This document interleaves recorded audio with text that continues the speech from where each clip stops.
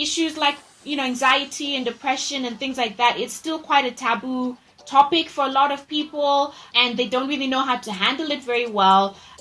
So you might need to, you just need to be careful sometimes who you speak to. You might need to just see who's going to be a good pillar of support for you with that. Do some introspection and, have a look at your behavior and how you handle things and how you handle life and how you, deal with certain issues. That always gives you an idea of, what's going on. At the end of the day, if you still are not sure if your levels of stress or anxiety are considered normal, go see someone about it, speak to a professional, have them also, help assess you. And if there's anything that they need to do to actually help you with that, then you can take it from there. Identifying those triggers for me was really, really important so that I was able to, if I could, remove them from my life, or if I couldn't remove them from my life, I was able to at least prepare for them or change my perspective on them. I'm going to use work as an example. So my job at the time was hella stressful, okay? It was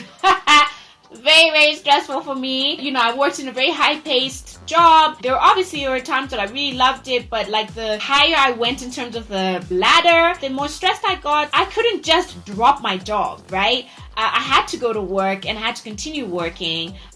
So it was one of those things that I had to start looking at my job in a different way. That it might not bring me this joy that I imagined that it would bring, but what it does do is that it helps to put food on the table. It helps to pay my mortgage. It helps to pay for my health insurance. Say your family is super stressful, okay? Say your family stresses you out, but they're your family. There's nothing you can do about it. So if your family is a possible trigger for you, then just try and prep yourself before you see them. Prep yourself before you speak to them. So I was able to shift the way I look at my work and my job, and I was able to put up certain boundaries that I hadn't built before with, people who at work, maybe if you're one of those people who's very much a yes person, but it means that it overwhelms you, you need to start learning how to put up boundaries and say no respectfully, but still saying no,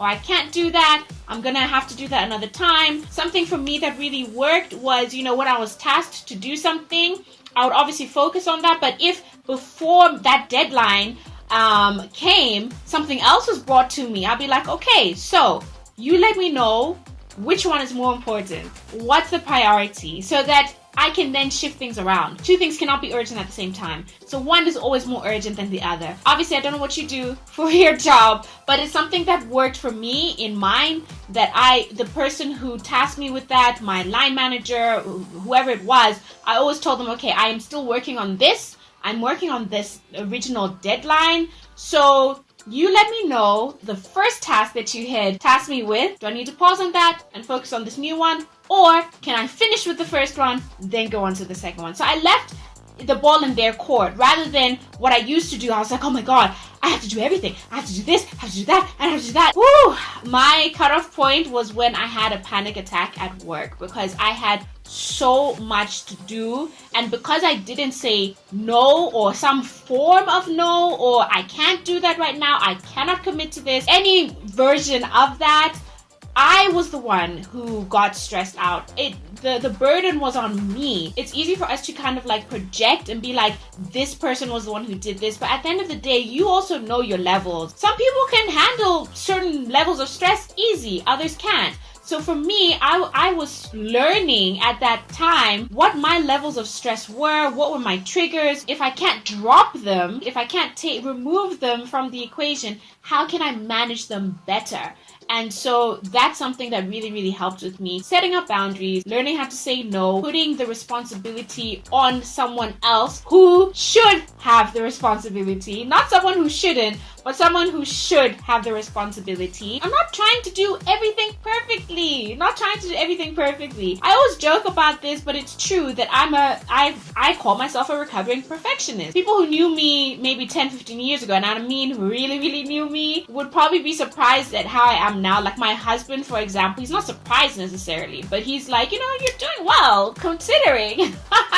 I used to think every single thing that I did, no matter what it was, needed to be perfect, needed to be flawless. A lot of the time, some things really don't, and it might just be you that notices that. I'm not saying that you need to drop the ball at work. What I am saying is you have a job description. Unless you are right at the top, you cannot be responsible for everyone else's responsibilities. That's what I'm saying. And if you do choose to be in that position, unfortunately, you do need to accept the stresses, the burden, the load that will obviously come with it. If you can't, like me, I'm a highly stressed person, don't give me anything that I cannot handle. I'm the one who needs to say, hey, wait, stop. I can't handle this. My plate is way too full.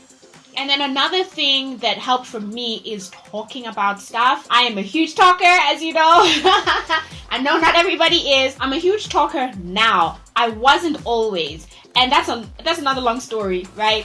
But I wasn't always a huge talker, but I am now because it's so cathartic. It's so healing. It's so even if it's one of those situations where it's you might say something that might not be the right thing to say, but at least you've got it off your chest. Someone, I can't remember where, had said that, I just want to avoid conflict. But the person who they were speaking to was like, no, but conflict is the opportunity for resolution. It's an opportunity for resolution for you, for that person, especially if they didn't even know that maybe they said or did something that maybe hurt you in a certain way or whatever. At the end of the day, for me, I'm always looking at it or trying to look at it as none of us are perfect. For me to bring something up, to say that you really hurt me in this way, that doesn't mean that I'm perfect. I'm not saying that, I've never said anything or done anything to hurt other people. I would never do that. I know there's some people who do that, but I think it's important and it shows maturity for you to also know that you are not perfect, that you also have your flaws and that you also mess up sometimes.